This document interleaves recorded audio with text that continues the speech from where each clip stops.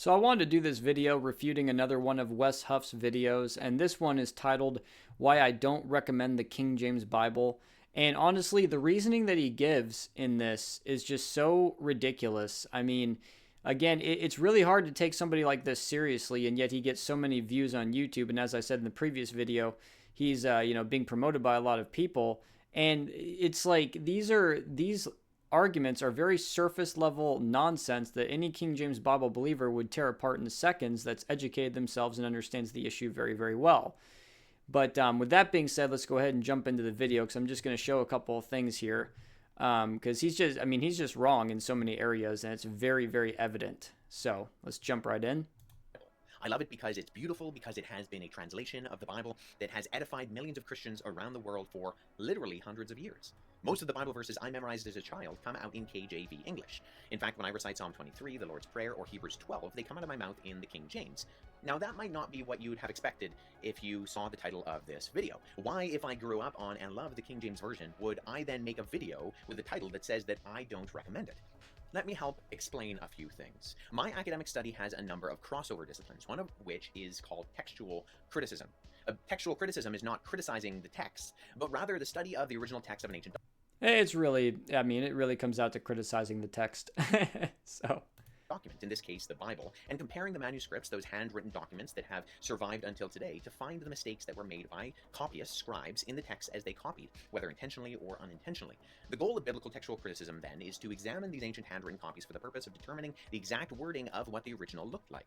When I started to get serious about my study and I learned about the Greek and Hebrew text that sat behind the text of the Bible, I started to realize that there were some issues, minor issues granted, but issues nonetheless with the text that sat behind the KJV.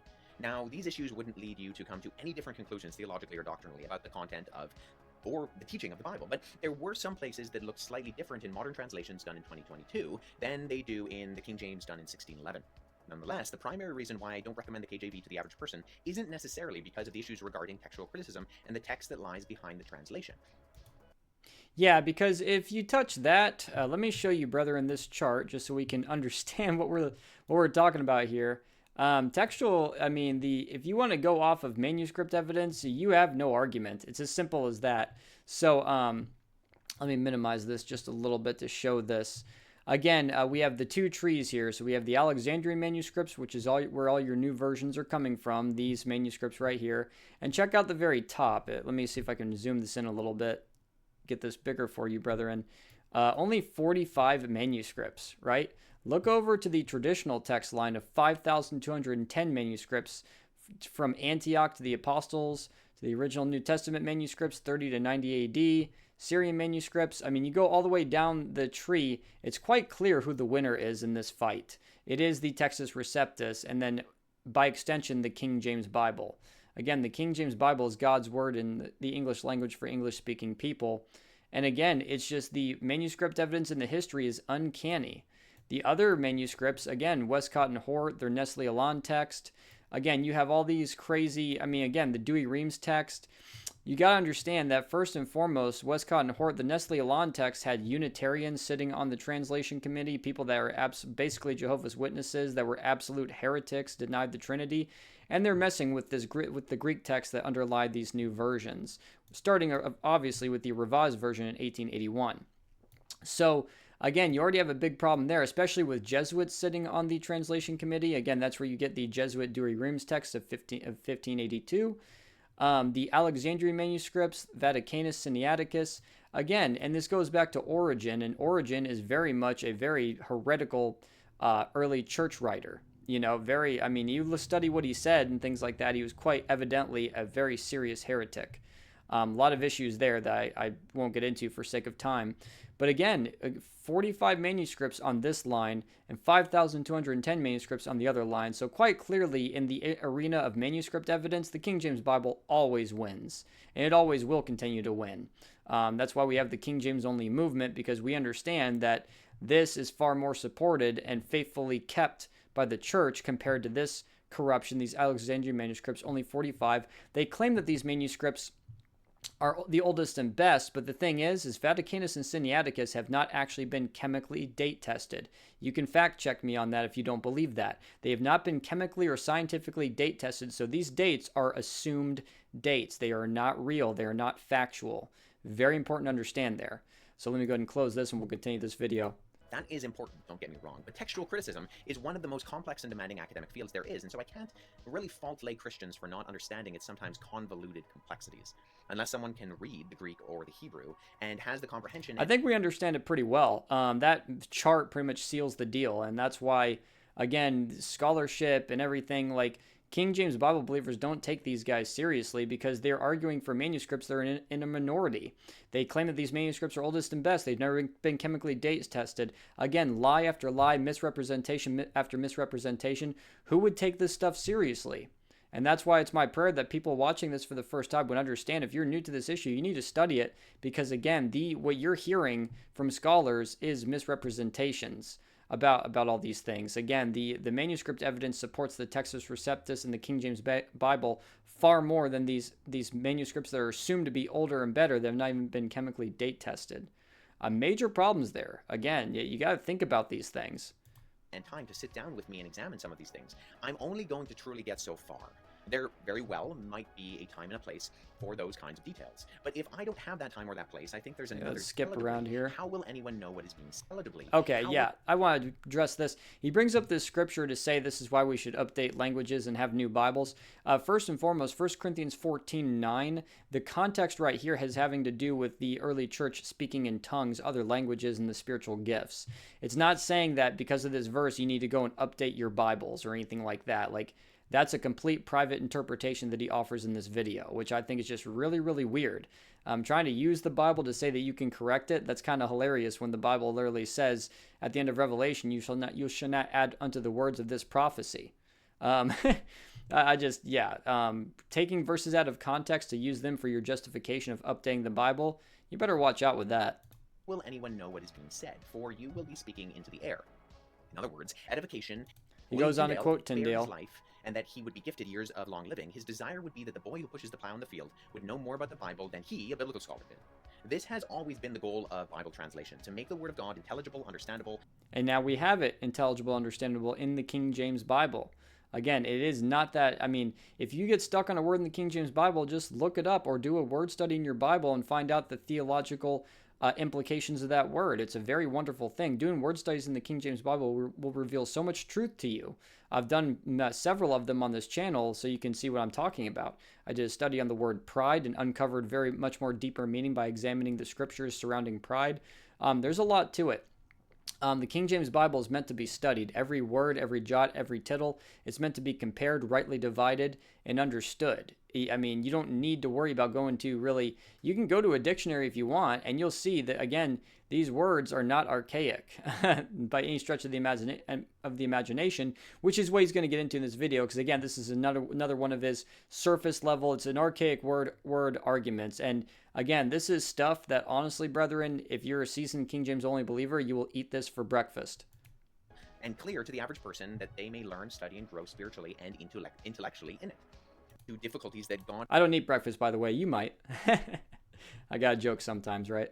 Clearly meant to put in the Bible. Peter clearly says that there are some things in the scriptures that are hard to understand.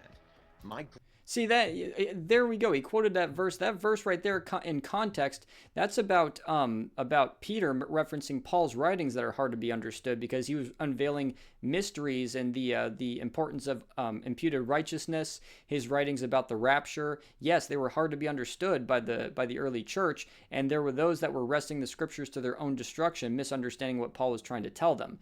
It's not like, what in the world? You know, this is the kind of stuff that really bothers me about this guy and his channel here, is he's ripping verses out of their context and trying to say, well, you see, it's hard to understand if you don't update the word. That's not what the Bible's saying at all. You're twisting scripture to like justify your own textual criticism and trying to update God's word when that's a theological truth right there. That says that people who take Paul's writings out of context wrest them to their own destruction because God gets angry with heresies and he will chasten a Christian if they live in heresy for too long. Again, you have to repent to God and turn from sins on this earth to be saved temporally.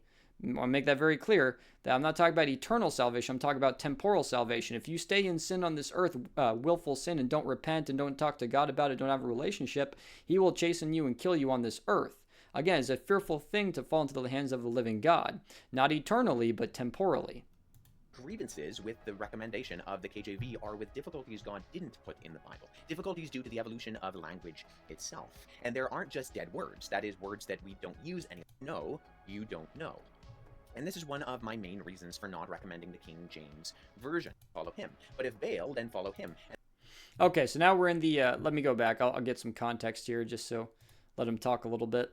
Hopefully straightforward example of this. In 1 Kings, we get the famous story of Elijah sparring with the kings of Baal. The Israelites are watching on to this competition, and Elijah at 1 Kings 18:21 in the KJV says, "How long halt ye between two opinions? If the Lord be God, follow him. But if Baal, then follow him." And the people answered him not a word. What does halt mean? And what I mean by that is, what did the original translators in 1611 mean when they chose this particular phrase for it to be understood intelligibly by their initial readers? Now, no one would fault you if you read this and thought it meant stop. After all, we talk about traffic being ground to a halt. You might be thinking of the more old-timey halt. Who goes there? It wouldn't be crazy to think that what Elijah is asking the Israelites is how long. Now, you see, this is where it gets really crazy. Again, these arguments are just, this is so bad. And you'll see in a second what I'm talking about. Let's let him finish talking. Will you stop between this opinion or that opinion? However, if you turn to a modern translation, say an ESV, for example, what you'll see is this. How long will you go limping between two different opinions? If you go to the Hebrew word, it means limp or hop. In fact, if you go to other places where the KJV uses the word halt, you kind of get this indication. The Gospels say that Jesus healed the halt and the blind. Genesis 32:31 says that when Jacob wrestled with the Lord, he emerged halting upon his thigh. Back in 1611, in a King James context, halt meant to limp. Today, in the context like that, we don't expect that meaning. It's not that the King James translators were somehow wrong or misguided in their word choices when it comes to words like halt. They couldn't predict the future of the English language, even if their translation choices may have shaped the future of English to a large degree. Your Bible has changed. It's simply a reality. It hasn't changed in terms of corruption, like many skeptics may assert, but it has changed in terms of clarity. Take, for example, this graphic I made of the 20. Okay, so he's making he's making a big thing about the word halt. And I'm going to show you the research in a second because, again, it still has the meaning to limp even today. Let's take a look at Merriam-Webster.com, the dictionary, right here. Let me see. Yeah, halt as a verb. Halted, halting, halts, to walk or proceed with a limp. Do you see that? Very, very clearly in a modern day dictionary. But let's go further. Even if you do a simple Google search, halt meaning in English, halt, verb, halt, halted, let me see here. Go down a little bit further. So halt.